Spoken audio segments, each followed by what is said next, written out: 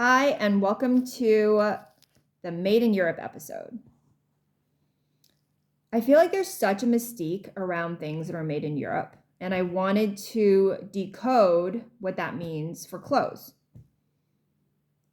When you decide to pay a premium for a jacket or a bag, accessories, other accessories that has the Made in France or Made in EU label on it, I feel like the assumption is that you are paying for better quality materials, that you're paying for more highly skilled labor, perhaps working in overall better working conditions.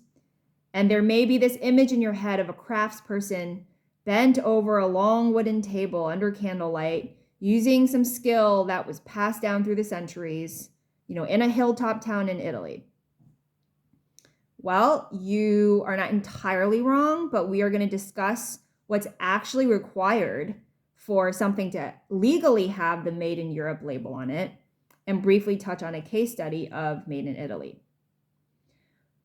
So returning to this image of the craftsperson working on 100 years craft in some idyllic town in Europe, there are certain European companies that do value crafts and heritage skills.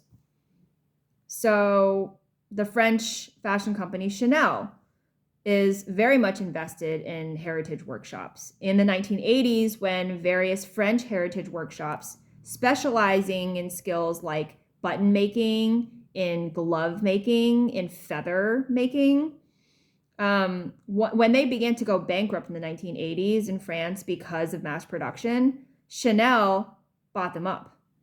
Chanel made its first purchase in 1985. Today, they own 40 of these workshops.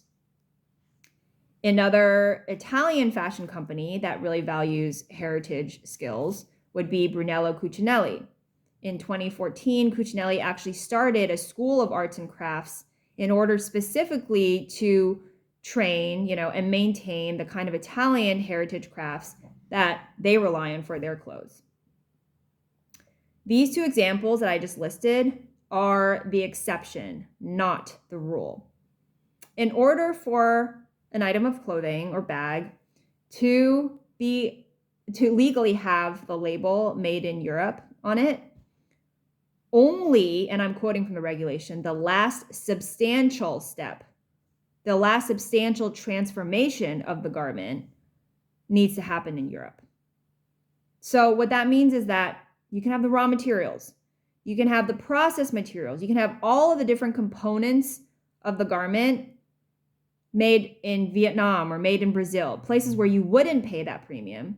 And then only the very last step, usually assembly, the assembly of all the different items, that goes into one particular garment, only that last step needs to happen in Europe for it to legally have the Made in Germany, Made in France, Made in Europe label on it.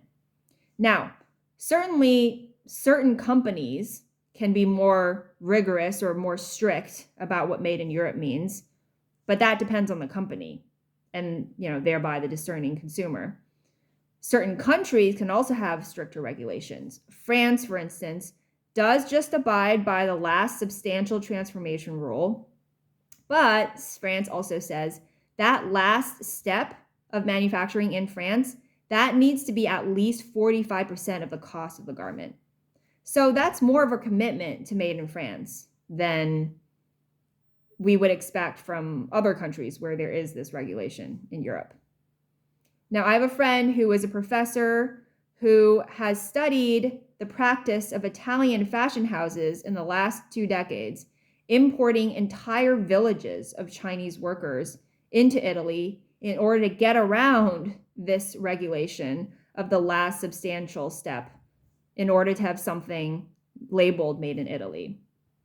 Now, it's certainly costs money to import entire villages of foreign workers into your country, but clearly it's also cheaper than hiring Italian workers.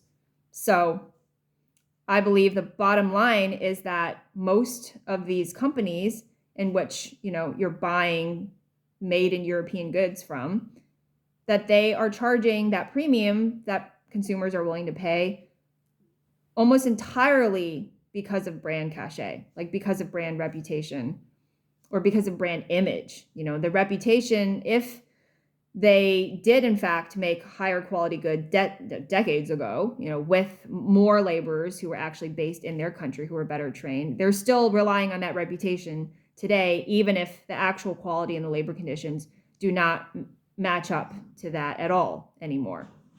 I'll see you guys in the next episode.